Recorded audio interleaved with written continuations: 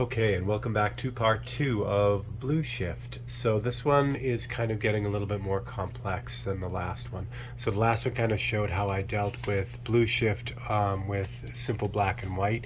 This is a painting I'm working on now, and I've done what we were talking about in the last video, all in this area up here. This was all shifted when I put the white down first and then put the dark color in. I had to go back in with some more white, and that had shifted blue, so I used the same blue shifting technique to clean up all that and restore that to more of a warm black or warm gray. So I'll put that on the side for a second. So a quick recap on that. I'll show you over here. So I've got some black here. I've sprayed white directly on this, and this looks like a blue streak that runs across here. So the way I would take care of that is just with the red oxide. You would use red oxide shifter first to try that. It's a real nice orange, and I'll also put the link on the components of that as well, or a note in the bottom so you guys can see that. But what happens is, again, like the last video, what I would do with this is I would just concentrate on the area where that blue is happening, right on the edges mostly.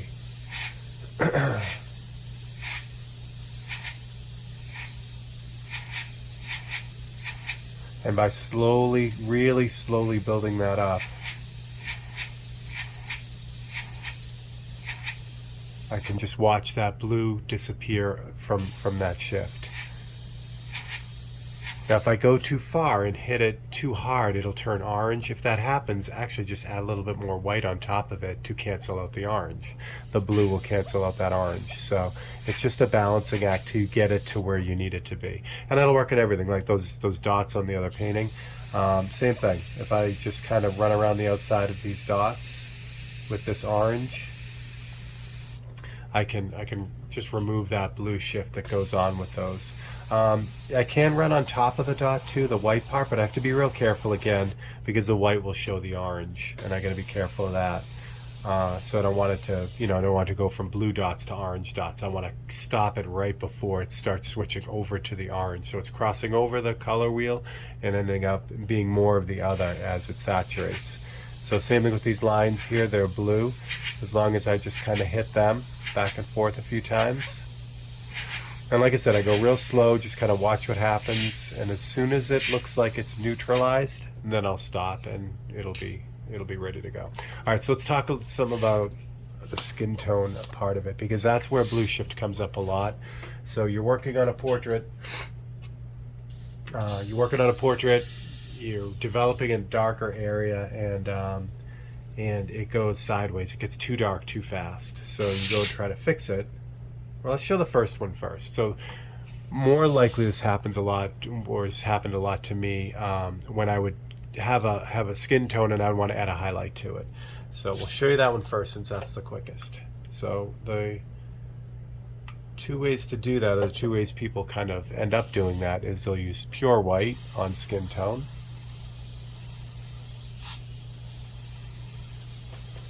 And pure white on skin tone, again, white on a warmer color will shift to a blue color around the edges because of the way the light kind of zips through there.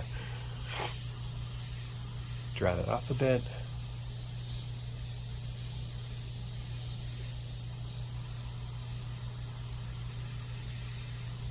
So what happens is, as you're developing this highlight, all around the outside edge of that highlight is blue, and that's not going to work. It doesn't feel natural.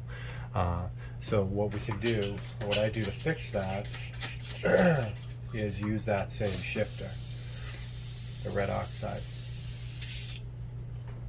So if I grab that red oxide here, so what I can do with that is the same thing I did with the black. I want to concentrate mostly on the edges, and even though this is skin tone, and it is orangey in the end, I still want to work on the edges first. I want to get that kind of, because that's where really a lot of the blue shift is. As you get closer to the center, you start developing opacity, and then it turns white again. It's the edges that are really a problem. So with this oxide, red oxide, I can just go along the outside edges of this, just like I did with the black, and I can tone that whole thing down and just remove that blue that occurs. Now if I want to, I can go over the top of it as well and really tone it down, and then it'll become more like that original skin tone. Again, the red oxide is much more of a bright orange, so it's you got to be careful as you're developing this, because if you go over too many times, again, you're going to have skin tone and then this orange line that goes through it. So again, you're really concentrating on just removing that shifting of the blue and letting it stand the way it is. So that'll work for a lot of instances like that. Now, a lot of people say just add a little bit of white to your, or a little bit of orange to your white, and then that'll solve it. So what I have here is just that. So I have the red oxide and a little bit of white. Mix this up here real quick. It settles out fast. So that's your orange. Let me show you. That's the orangey white mix. This is pure white. You can see the difference, right? But if I take this and I spray this on top,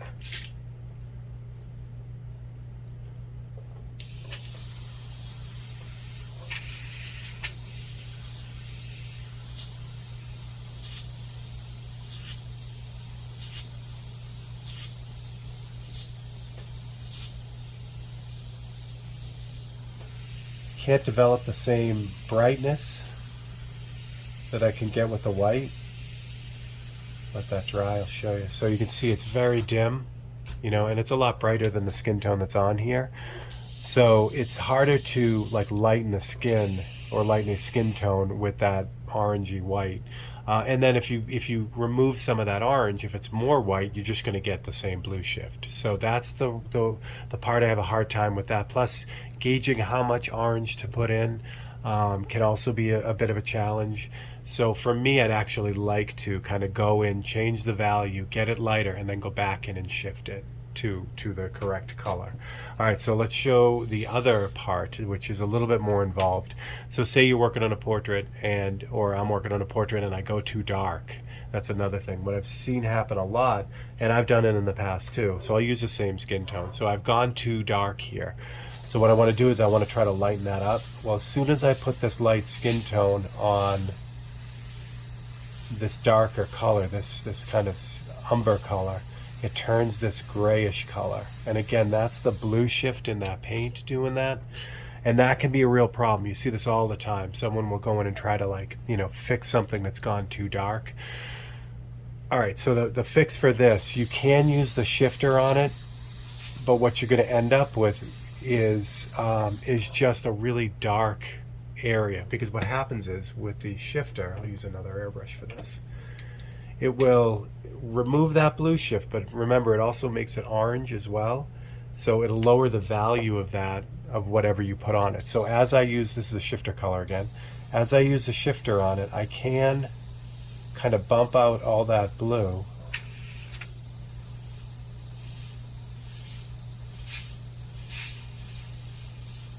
But what I'm left with is just kind of a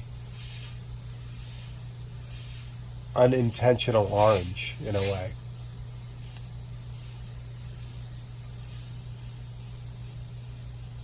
And that may not be the right answer for you. So that's,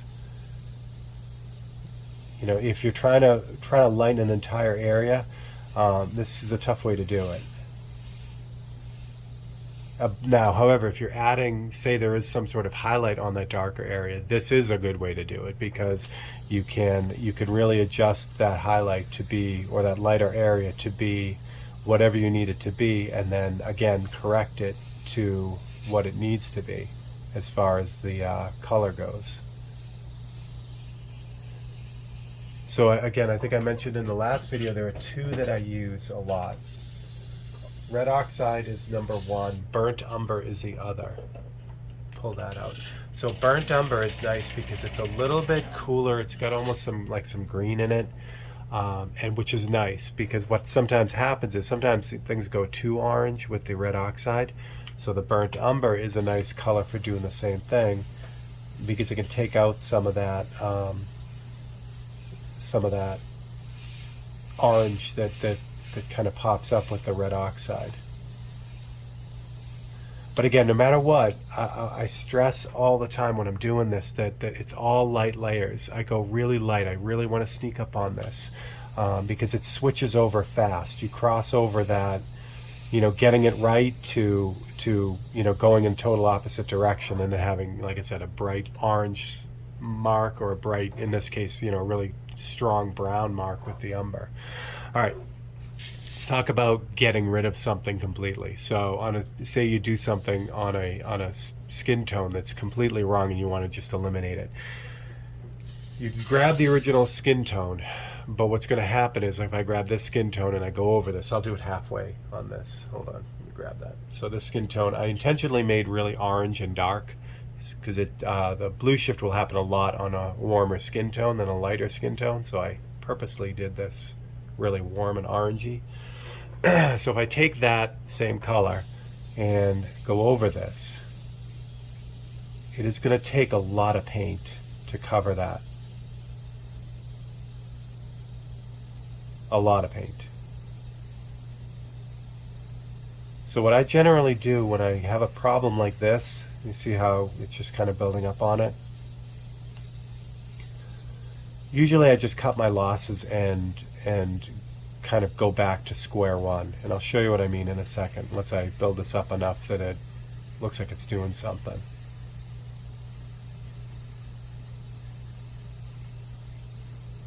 And it takes a while. It's going to take a while to build that up. So, because what happens is that the skin tone that I used to make this is a little bit of white, a little bit of red oxide, a touch of red.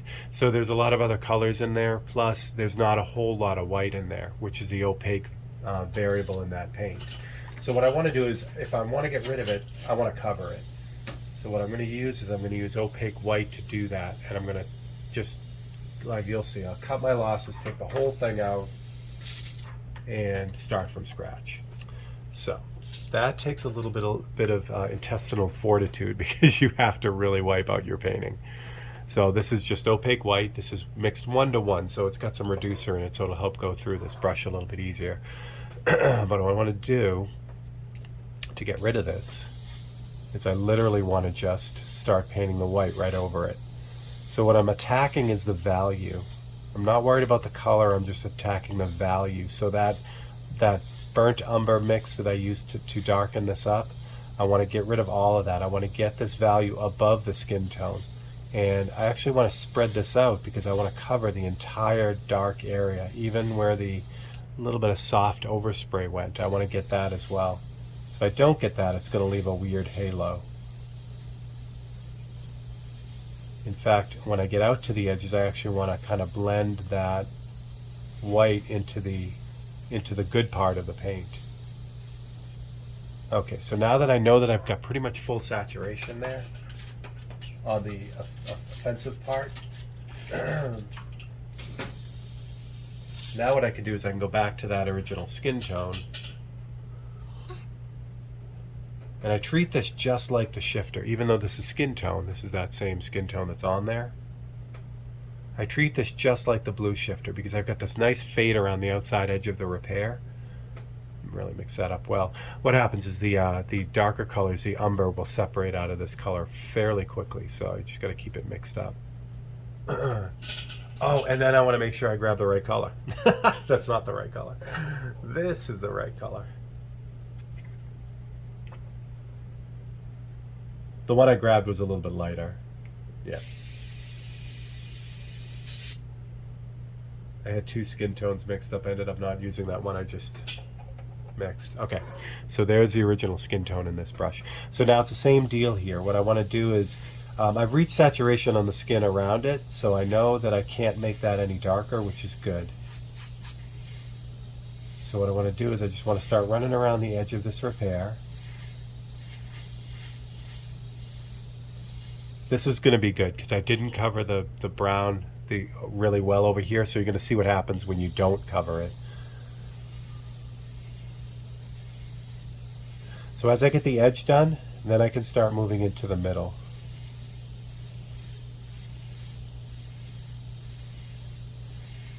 And I want to spread this out as much as I can, so I'm fading it out into the finished skin tone here as well.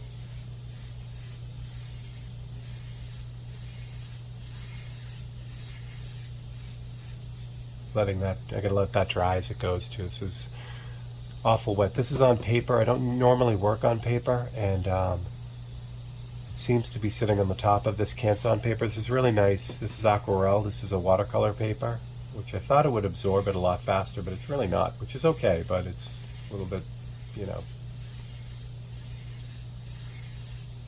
All right. So as I get closer to saturation on this, now this repair is basically the area in the middle here is gone. See what happens on the outside edges though? See that weird gray, grayish green area? If you don't get all of it, if you don't get the entire area, that's going to come back to bite you because you get that weird green area. Now, what you can do if something like that does happen, if you have a little bit of an area that kind of still pops out, it's the same exact theory with the shifting around of colors. So if you have an area like that, so umber has a lot of green in it, and that'll pop out at some points. So if you have that, the opposite on the color wheel for green is red. So if you grab a little bit of red, and I've mixed up a tiny bit of the new opaque red with some 4050 and 4011 like I do the shifter.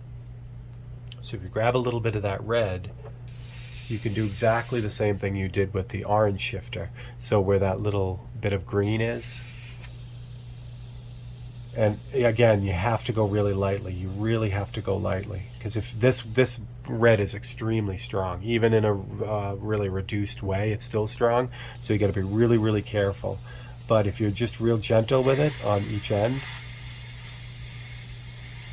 you can really start to eliminate that green shift that occurs there as well. Now, obviously, you'd want to get rid of, if you were repairing this, you'd want to get rid of all that. But in case you wanted to leave it, that's what it's there for. Now, if it goes a little bit too red, jump back to the orange shifter here. So this is back to that red oxide shifter. And I can go in and just really lightly kind of touch it. And that'll, even though the orange is right next to the red, it'll kind of calm it down a little bit. Now, you could go into this endlessly. So if, say I hit it too hard with the red, I could make up a green shifter, and then a little bit of green on that red would neutralize that, and you'd be canceled out again. So it's one of the really cool things about the airbrush. It'll let you do stuff like that. It'll let you really adjust the value and the chroma and the hue of all these colors with a lot of control. Now, I talked a lot about, or I talked before about the choice of airbrush. So I do a lot of stuff really on a small scale. So to get this done, I need an airbrush that's really going to atomize the paint very finely. This one here is 0.18. This guy here is 0.23. So for working very tiny, really small, I need the paint to atomize very finely. You can do this technique, the shifting technique, on a larger scale if you're working larger as well. So you can use a bigger brush. You don't have to use like a super expensive detail brush if you're working very large. That might be overkill. It'll certainly work. You'll have a ton of control on a large scale, but a bigger airbrush will be able to do this on a bigger scale too. It's the proportion of the droplets of paint to what you're working on that will really get this to kind of happen. As this dries, you can see it kind of just blends in, and that's the repair. So again, the takeaway for this is you want a really thin version of whatever paint you're using, and you want to be wary of the color wheel and the colors that are opposite of one another. If you have that, you can get around a lot of this blue shift. And again, there are so many ways to tackle this. I suggest you guys learn as many ways as you can, because there's going to be different instances of different kind of disasters, if you will, with this stuff. So having a bunch of these tools in your toolbox will benefit you immensely, because it's always nice to be able to fix it instead of having to start over. There's a book cover out there that I will not mention because I don't want you guys to find it, but I did a portrait of someone for this book cover, and it was early on in my whole airbrushing thing, and I had a major problem with the values of the portrait. It had gotten dark really way too fast, so I tried to lighten it, and by lightening it, everything turned blue. Now, I didn't have the chops or the skill to fix it at the time, so it went out that way. So I don't want that to happen to you. So that's why we're doing what we're doing. But again, get as many of those different tools and info on this as you can, and it'll save you, because this is a major one. This comes up a lot in painting with an airbrush, this blue shift. So being able to kind of have a group of techniques to kind of counter that is a great thing.